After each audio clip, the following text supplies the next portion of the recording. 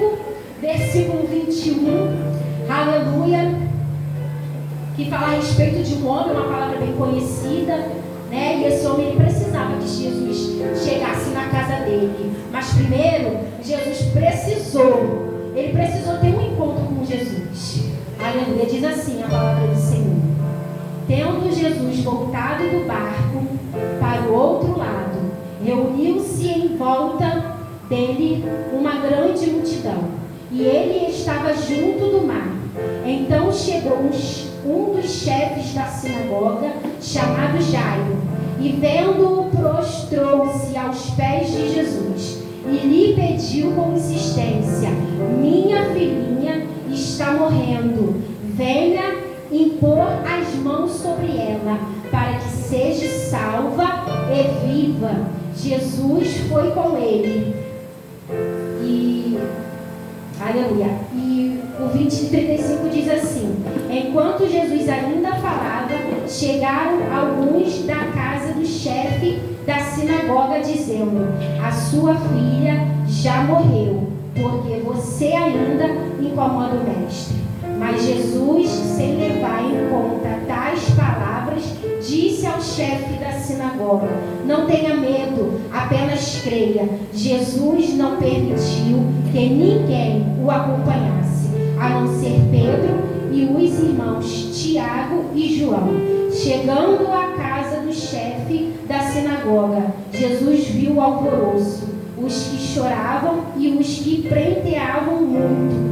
Ao entrar disse: por que vocês estão alvoroçados e chorando? A criança não está morta, mas dorme. E riam-se dele. Mas Jesus, mandando que todos saíssem, levou consigo o pai e a mãe da criança e os que vieram com ele, e entrou onde ela estava. Tomando a criança pela mão, disse: Talita cumi, que quer dizer: menina, eu digo a você, levante-se. Imediatamente a menina, que tinha 12 anos, se levantou e começou a andar. Então todos ficaram muito admirados, mas Jesus ordenou-lhes expressamente que ninguém o soubesse, e mandou que dessem de comer à menina. Aleluia. A igreja pode tomar o assento. Glorificado seja o nome do Senhor. Estamos diante de uma palavra bem conhecida, falando acerca de um homem, né, chamado Jairo. Ele era o principal da sinagoga, um homem que tinha uma autonomia, uma autoridade naquela época. E dentro da casa dele havia um decreto de morte, eu vou dizer assim, que eu conjecturar, aleluia, um decreto. E ele não sabia o que fazer dentro daquela situação, mas ele sabia, por ouvir falar pela fama de Jesus que ocorria naquele meio da sinagoga, ele ouvia dizer sobre Jesus, e ele foi ao encontro a Jesus, para que Jesus pudesse fazer algo por ele pela casa dele. Aleluia, glorificado seja o nome do Senhor, porque aquela situação era uma situação que ele não conseguia mais resolver. O poder aquisitivo que ele tinha não podia resolver.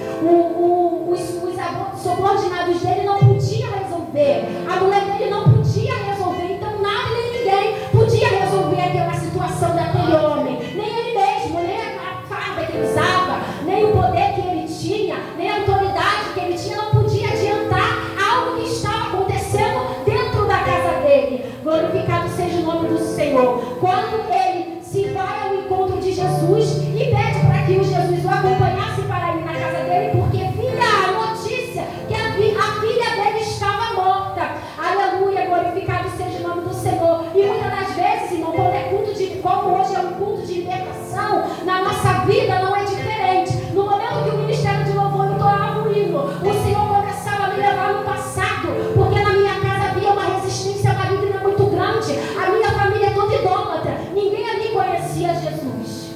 Glorificado seja o nome do Senhor. E o Senhor começava a me trazer à memória essas situações, mas como eu não era convertida para o Evangelho, não notava aquela resistência maligna dentro da minha família. O Senhor, ele tinha dificuldade, eu vou dizer assim, de trabalhar nos nossos corações, porque ele tinha um coração duro. Não queria ouvir uma palavra. A resistência não é contra o próximo, é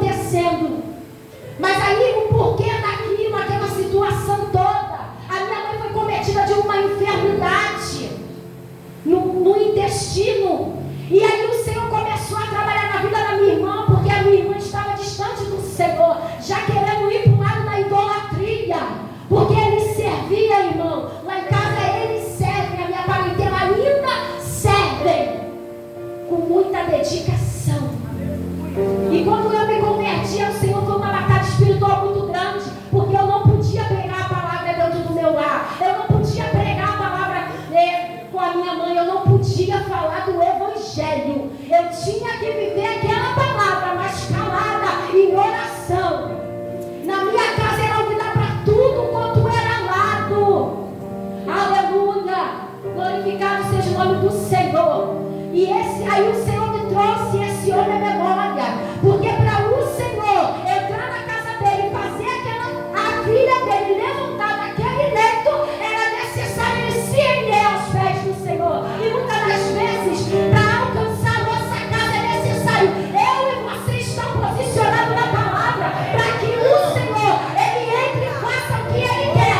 Não importa, na minha casa foi uma enfermidade, todo mundo começou a se render, a minha mãe deixou falar do evangelho para ela. Glorificado seja o nome do Senhor. Uma mulher que doou 60 mil reais para a idolatria dela, para receber uma cura e não resolveu nada. Eu falei, não faça isso, porque o Senhor não vai te curar. Ele havia falado comigo, não vou curar, mas estou curando a alma dela. Espírito Santo, a idolatria cuida do material, trata do material, mas o Espírito, ele toca na alma, toca no Espírito. É isso que tem valor pro reino. E eu não entendia toda aquela situação, toda aquela renúncia da minha mãe. Glorificado seja o nome do Senhor. Falava, pra que isso, mãe? Mas ela falava, eles me ajudaram muito. Eu falava, Deus. E quando eu vi minha irmã já voltando para aquela idolatria, eu falava, Deus, eu estou sozinha.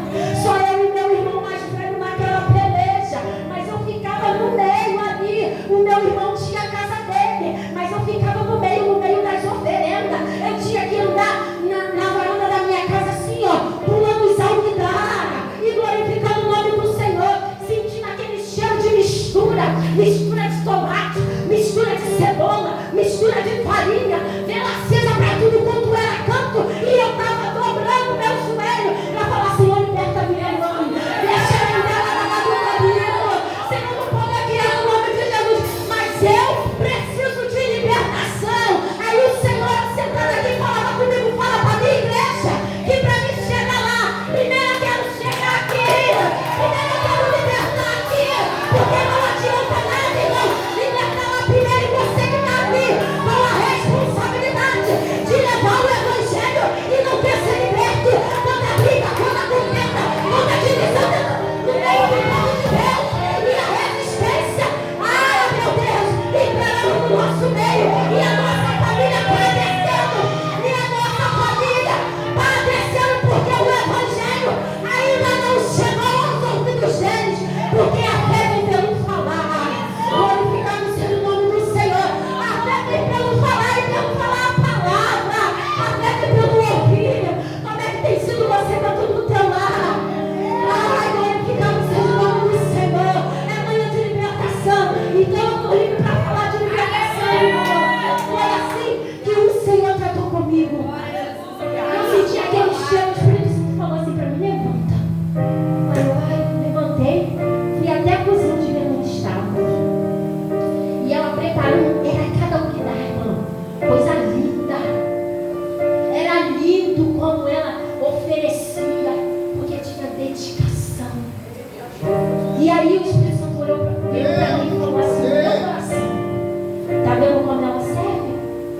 Aí eu tô, não, eu estou só falando sozinha.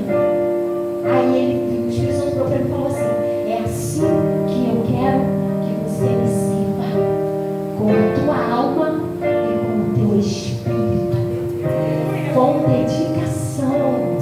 O Senhor sabe da tua e da minha limitação. O Senhor sabe da minha e da tua fragilidade.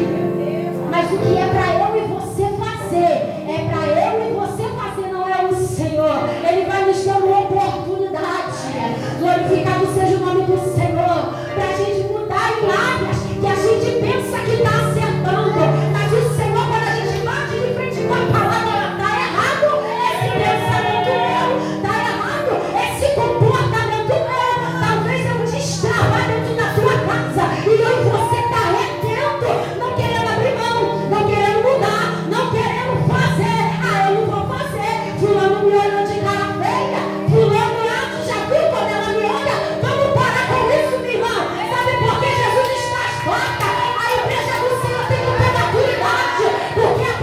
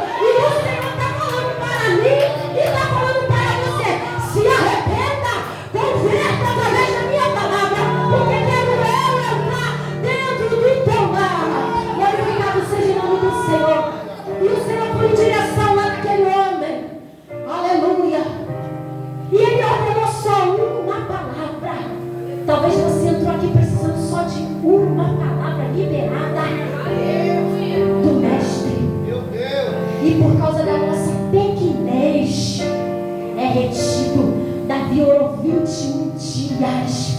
E desde a primeira oração o céu ouviu, mas houve uma batalha no céu para que ele não recebesse. A tua oração tem sido ouvida, mas antes de ouvir, de ter uma batalha física, há uma batalha espiritual, para que eu e você não venhamos receber o que vem da parte do Senhor, principalmente quando te fala de coisas espirituais, principalmente quando fala de coisas que é para nosso crescimento nas emoções, para que o Espírito Santo ele possa trabalhar de uma forma extraordinária. Aí mesmo que o céu se fecha, porque há uma batalha das potestades, há uma batalha com os anjos do Senhor para entregar alma ao nosso respeito. Aí a gente aqui na terra fica com coisa de menino. Eu não sou menino, não. O alimento que o Senhor me dá, o alimento que o Senhor quer te dar, é um alimento forte. Já passamos de coisa de menino, meu irmão. Já passamos de coisa de menino. Eu não estou falando isso para impactar a igreja, para falar para a igreja, não. Eu estou falando que o Senhor, ele ministrou no meu coração. Porque no momento que ele ministra para mim, quem recebe primeiro sou eu. E o Espírito Santo falou: Juliana, para com coisa de menino. Para com coisa de menino. Você para mim não é mais menino. Meninos são os seus, que eu não tenho responsabilidade. É eles que são meninos. E essa responsabilidade é minha e é tua. O Senhor nos chama para acabar com coisas de menino. Se fosse para ficar com coisa de menino, nós ficamos lá fora mesmo, porque lá eles fazem o que eles querem. Aqui não. Aqui tem princípio, aqui tem diretrizes da palavra do Senhor. Glorificado seja o nome do Senhor. E eu me encontrava nos hinos, que o ministério louvor foi hinos de maior provação.